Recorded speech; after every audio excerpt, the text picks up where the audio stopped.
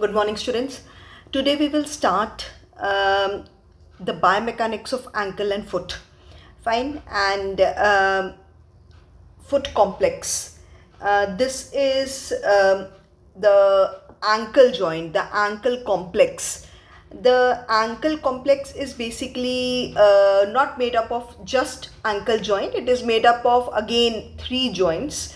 It is made up of superior and inferior tibiofibular joints and the talocrural joint, that is the talus and the head of the or the distal part of the tibia and fibula. So they are made up of the three joints. Before I start with the ankle joint, let me show you this. This is the foot. This is the left foot. You can see, let us identify the bones over here.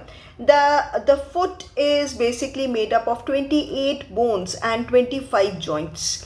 Now this is the calcaneum. This is talus. You can see this is navicular bone. This is cuneiform.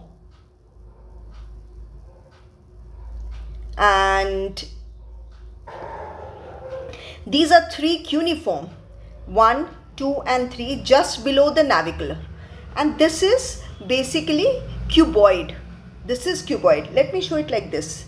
If it is not clear, this is calcaneum. This is the talar bone. Can you see the talus bone? Fine. I know it is little bit deformed, but I got the structure like this only. And this is this part. This part is navicular. I'm searching for a pencil. Yes.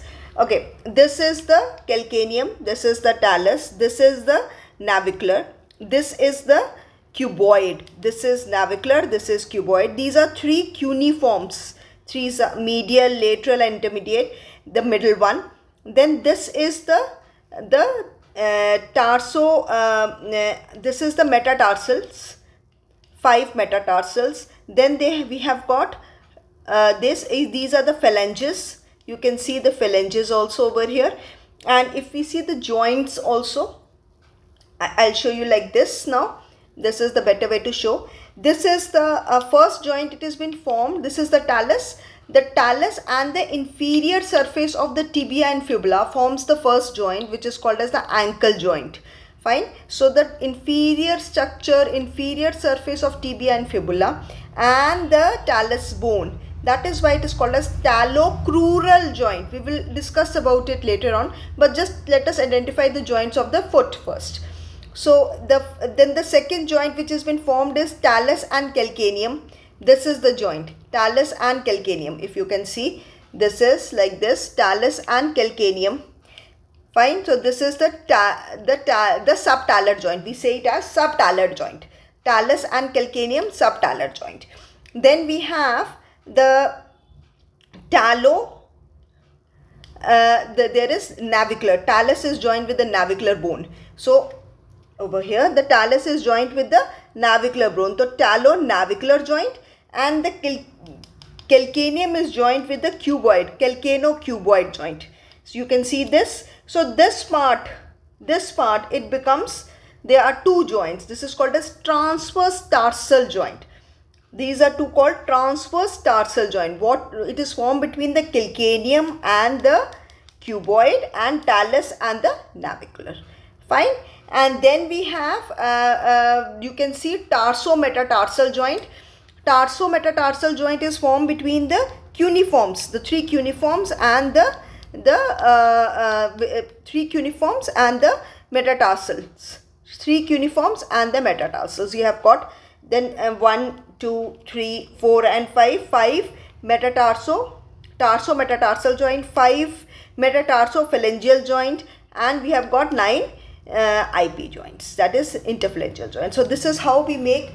There are 28 bones and there are 25 joints in the foot. So this is how this whole foot is about. Fine. And if I can show, there is a sesamoid bone also here. We will be talking about these two sesamoid bones also. Now coming back, you see that ankle joint is similar to that of the hand. Now the hand was basically meant for mobility. It was not meant less for stability but more for mobility. But the ankle joint is meant for stability as well as mobility. Now it is more towards stability, not mobility. For mobility, yes, it is required for mobility because we are walking on it, so it is bearing the weight of the whole body.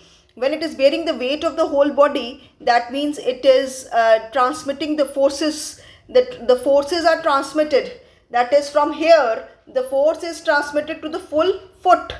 Fine. So it is transmitting the forces, it is going for the ground reaction force, we are also getting the ground reaction force. So this foot becomes a base of support for the whole body, that is the weight of the whole body passes through it, so it gives a good base of support. Now, and it is helps in dissipation of forces also. It is also responsible for walking, because you know this the toes, they become a pipe, they form a pivot for the push up phase or a toe off phase in gait cycle. Then it is also very important that it collapses also. If you see this surface, the plantar surface, it basically collapses also. According to when we walk on an uneven surface, the foot takes the shape, so it also collapses, or it takes the shape of the surface on which it is walking. So it has got stability as well as mobility, both the functions are there. Fine. So we understand that this part, the talus and the calcaneum forms the part of hind foot, whereas the navicular, the cuboid, three cuneiforms, they form a mid joint, and the metatarsals and metatarsophalangeals or interphalanges, they form the forefoot, or this is hind foot, this is mid foot, and this is forefoot. This is how the foot is basically been divided, and we will be studying accordingly. We will also study this foot accordingly. Now you can see it from this one, this view is better. Now this two forms the hind foot. You can see the navicle, this is the navicle, and this part is the cuboid, and the three cuneiforms, they form the mid foot, and this is the forefoot. Fine. Now let us go through this. We will be first going through the motions of the foot. We will try to understand what are all the motions possible in foot. Fine. Then we will study about ankle joint, subtalar joint, then transverse tarsal. I told you what is transverse tarsal. It is basically made up of two joints, the calcano-cuboid and the talo-navicular joint. We will be discussing about two joints here. Then we will be discussing about tarso-metatarsal joint, metatarsophalangeal joint, interphalangeal joint, and plantar arches. Now, this is similar to, as I have told you, we have already discussed this, that it is similar to that of the wrist hand complex, which is primary role is weight bearing, and it also sustains the forces for the mobility as well as for the stability. The foot is basically meant for weight bearing, the primary function, and secondary is for the mobility. Now it has got 25 bones and 25 compound joints. You can just go through this, and we have already covered it. You can see it from here. If you can understand from this becomes a part of, this is the part of hind foot. Then you can see the navicular, the cuboid, and the three cuneiforms, they are a part of midfoot, and then the metatarsal and phalanges part of the forefoot. Fine. These are the different views. Since I don't have the fibula with me, so this is the left foot, and I have got right side bones with me. So because the foot itself, this kind of a foot, for the right it was totally loose bones were there, so it was very difficult for me, so I took the left foot for this video purpose, and the other bones are of the right side. So therefore these pictures are meant so that you have an idea how the tibia and the fibula are getting attached to, or are forming this talocrural joint. So you can see over here, this is, if you can see, this is the distal part of the tibia. The distal part of the tibia, you can see, this is the distal part of the tibia, this is the medial malleolus, and the distal part of the fibula. You see the tibia If you can see this again, the distal part of the fibula this is the lateral malleoli, and this is the medial malleoli. If you can see, the lateral malleoli is more inferior as compared to the medial malleoli, and the reason why it is so is it is structurally in this form. Why so? Because the tibiofibular movement which is taking place at the superior and inferior tibiofibular joint, it is the fibular rotation. Tibial rotation is taking place. This rotation is basically done by the fibula. Tibia cannot move, so the superior and inferior glide of the fibula is there. Tibia is weight bearing joint, and the mobility is done by the fibula, and because of that we are having, when we walk also, because of this tibial torsion we have results in a toe out angle when we walk, a normal toe out angle.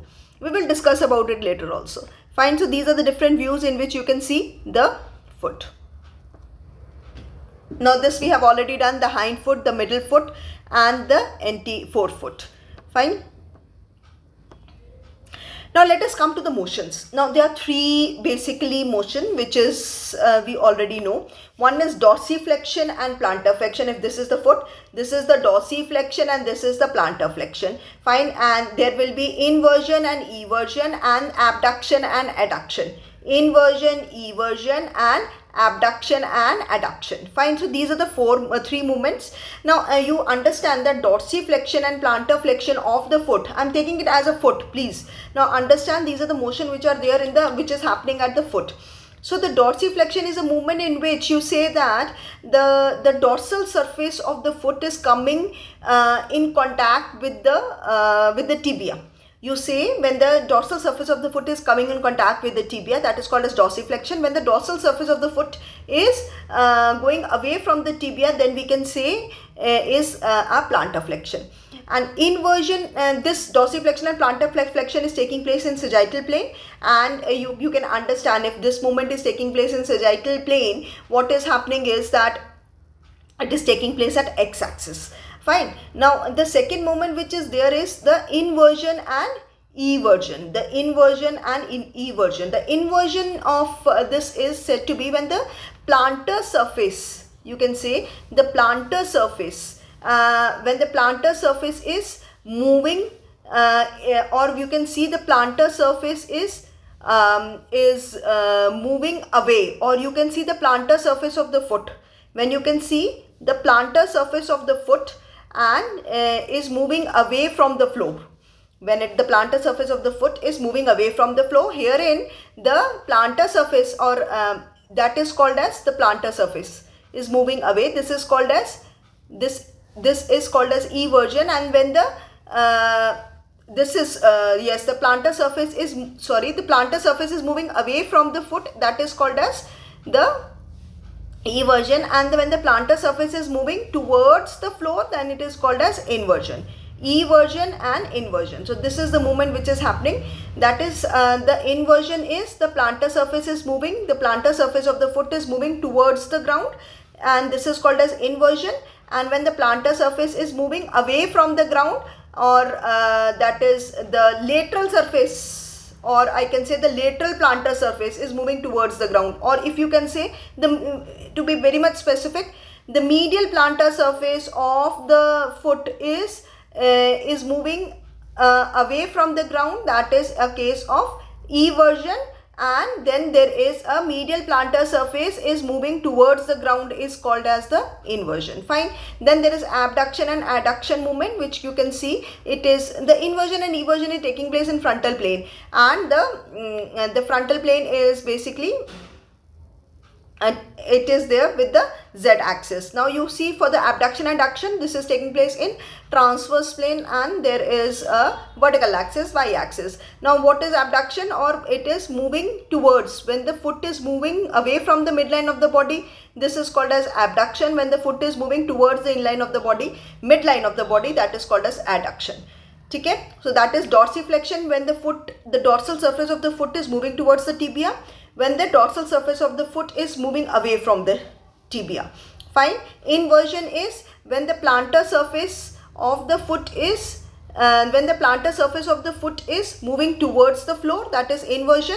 When the plantar surface of the foot is moving away from the floor, that is in respect to the medial surface, that is called as eversion. Adduction and abduction is when the foot is moving away from the midline, that is abduction. When it is moving towards the midline, that is adduction. Fine, these are taking place in different planes. Now if you can see the planes over here, you see this is taking place in coronal plane, this is taking place in longitudinal or this is coronal axis. You can understand, not planes, sorry.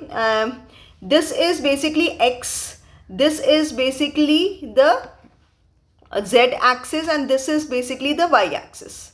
Can you see this? These are the three axes which are there. Fine, these are the three axes which you can see. Fine, so you need to read this and you will come to know what are this which I have already explained. Dorsi and plantar flexion decrease in the angle between the leg and the foot. You just need to read this slide. Fine. Inversion, eversion is taking place in frontal plane around longitudinal axis, where the plantar surface of the segment is brought towards the midline or away from the midline. Abduction, adduction is when the distal segment of the foot is moving away from the midline or towards the midline. It takes place in transverse plane and vertical axis. Now the next movement is pronation and supination. This is called composite movement. Composite movement is when or coupled movement. Remember that composite movement is when one motion is taking place at one plane and another motion is taking place at another plane simultaneously at the same time. So that is when we say it is pronation. When we say the foot is going into pronation, that means it is dorsiflexion, and it is the movement you need to remember is, if I take this as a foot, because I am not able to show it properly, though I'll try. Okay, so that is dorsiflexion, eversion and abduction, and plantar flexion, inversion and adduction. So I'll show you like this now. It is dorsiflexion, eversion and abduction, and plantar flexion, inversion and adduction movement is taking place. So this is the movement. So that is ideally, this is pronation, you see like this. This is the movement which is happening, and supination is the plantar flexion and inversion and adduction movement is happening. So these are the two movements which are happening. Then there is a valgus and a varus movement also. The valgus and the varus movement, which is again a movement at the calcaneum. We say it as calcanovalgus, valgum या calcanovarus condition. Now what is calcanovalgum? I cannot show you over here. Let me show you here. It is basically an angle which has been formed by the posterior leg and the calcaneum. Can you see the angle which has been formed by the posterior leg and the calcaneum? This angle is normally at 180 degree. Now if this angle is more, normally it is more than 180 degree. It is, we normal foot we have calcanovalgus. We don't have calcanovarus formation. Okay? So when the angle is less than 180 degree, we say it as calcanovarus, and normally we have a calcanovalgus position. Fine, there's a mild deviation. We will talk about it later when we will study about it. Just now these slides are basically telling you the motion of at ankle, the motion at foot basically. So let us see again what all motion we have. We have three important motions, that is dorsiflexion. This is dorsiflexion, plantar flexion, inversion, eversion, abduction, adduction, which is happening at foot, and another we have got two composite motion which is happening. This is the supination and pronation which is happening, and there is calcanovalgus and calcanovarus. There are two movements, valgus and varus movement, and supination and pronation. These are the movements, two composite movement which is happening. Fine. Now let us start with the ankle joint. It is also called as talocrural joint. Now why it is called crural or a crus?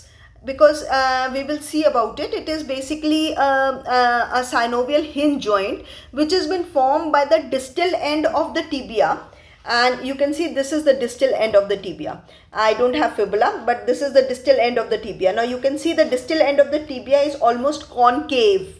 You can see this is concave, this is concave, and this is the medial malleolus. Find the distal end of the tibia and the distal end of the fibula, and it is formed by the body of the talus and the body of the talus. Now this is the body, this is the body. You can see the body, it is convex body of the talus. Fine. If you see for yourself, you see this, it has got a head and a neck and a body. The talus is a wedge-shaped structure. It is basically a wedge-shaped structure, and which is, you can see is, it is basically a wedge-shaped structure, where you can see is anteriorly it is more, the width is more as compared to posteriorly. The anterior width is more as compared to posterior width. So posteriorly the width decreases, anteriorly the width is more, and it, you can see is, it is convex structure, whereas the distal end of the tibia and fibula is a concave structure. Fine, this is a concave structure. Fine, and there is medial malleolus. On the fibula also we have got lateral malleolus. Fine, and it is a hinge variety of a joint, and it allows only, it has got an oblique axis. I will show this axis also.